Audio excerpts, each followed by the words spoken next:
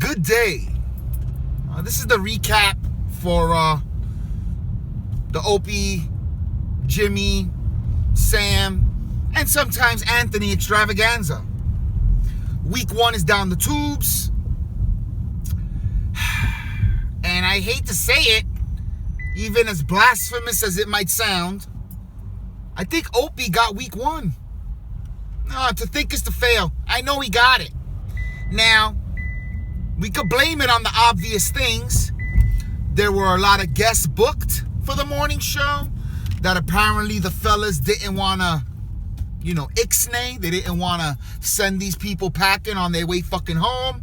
So they took everyone who was slated to come, as well as other people. A lot of UFC, a lot of, I try to sit through it because you never know what Jimmy's going to come out with a zinger.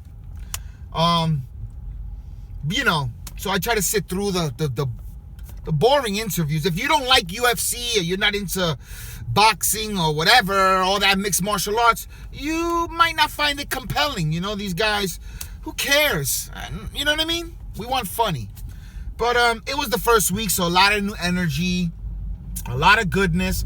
Anthony did call both shows on the first day, but he's tired in the morning. I mean, I think he stood up, broke night, broke day, however you want to say it, for the WikiLeaks presentation or something, and a letdown that was.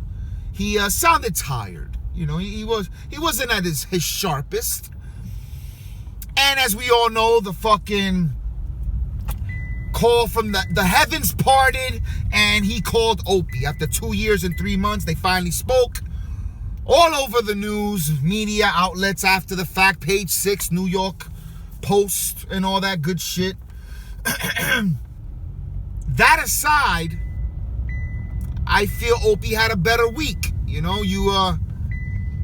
already got the haters that told Jimmy and Sam they loved the idea of them together, and then in the same breath calling them two giggling twinks, in the morning or whatever. And you see the subreddits and even in the comment sections of fucking YouTube clips, and it's just funny how people are so quick to hate. But Opie had a strong week. They both had good weeks. I mean, we're in the second week now. I needed to let that first one marinate and simmer before I just jump to the fucking conclusions. It's great to have breath of fresh air radio in the morning. But Opie didn't shit the fucking bed like a lot of people would like to maybe say or maybe believe or whatever, what have you. I don't know. I go by me. I go by my feelings. He's let go of the fucking, Harry Crumb or other fucking videos he was making. And he's putting out strong shows, doing his best to surround himself with comedians. The guy Theo, I feel like he's always setting up a bit, to like say he's not naturally speaking. He's got Chris DiStefano. He's good. It's fine. It's fine. And then he's got your other people coming in and out and whatever, what have you. And like I said, that, all last week, Jimmy and Sam were juggling fucking everybody in their grandmother's parakeet. Now, week 2 has started, and if you don't know by now, that Nancy Grace video is off to the fucking races. It's funny because Jimmy said something to the effect of, I don't consider it going viral unless a lot of news media outlets pick it up. A lot of news media outlets picked it up, and they were talking about it on The View. So kudos to Jim and Sam. You're doing great.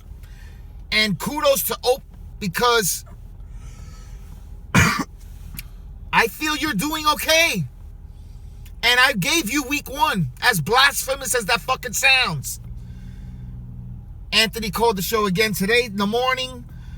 I'm very much looking forward to Sam and Jimmy going to his show, because at least in the afternoon, it'll be a lot better and all that happy horse shit. So, sorry if the passion wasn't there like last time, but shout out to people that gave me love and support for that first video.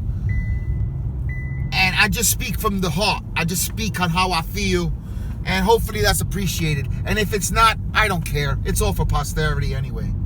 You know, shout out to the Pest page on Facebook. Shout out to Jimmy and Sam. Shout out to Anthony Cumia, because you're the fucking man.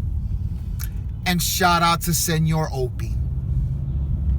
Was never a hater, dude. It's just really